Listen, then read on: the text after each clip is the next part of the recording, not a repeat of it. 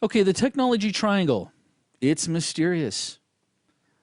I would say as mysterious as the Bermuda Triangle, just not as big.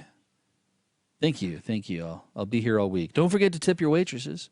No, the technology triangle is a concept that everybody that's involved with technology, whether it's an IT guy or a software developer or a hardware developer, doesn't matter.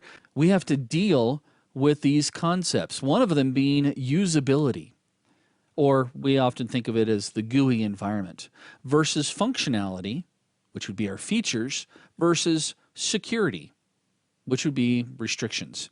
Now, the dilemma that we have is we have to come up with a good balance between these, because as we move, say, for example, from usability, we lose security and functionality. And same thing as if I move towards security, I'm going to lose functionality and usability. And yeah, you can see where I'm going to go with this one. It's finding this balance. And some operating systems balance more towards, and applications balance more towards one area than the others. Great example of this is back in the day of Windows Server 2000, they deployed the operating system. When you deployed it, it automatically installed IIS, which is a web server environment. And the web server environment had every feature turned on, and it was holier than Swiss cheese. And believe me, it's quite holy. Not a religious reference. Anyway, we lost security functionality because Microsoft was trying to be nice to set the server up for you because the internet was brand new and everybody wanted a piece of it, right?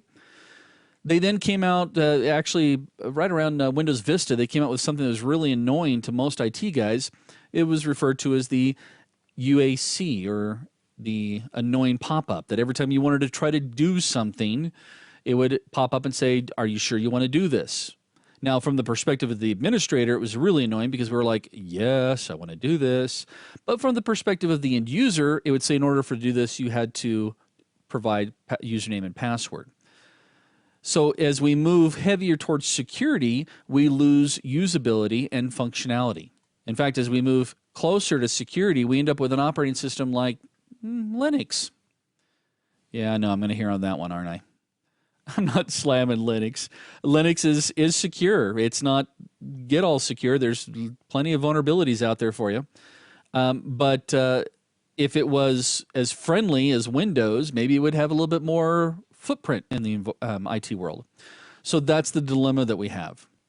Here's another one for you, usability.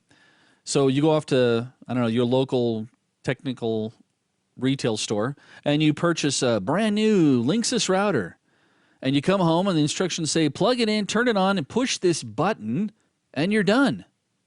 Okay, very, very usable, very, very nice to set up. Yet, what's the password? How difficult is that password? And when we get to passwords, trust me, you're going to hear me get up on a soapbox and lecture you about passwords. The security goes right out the window when we have that type of usability.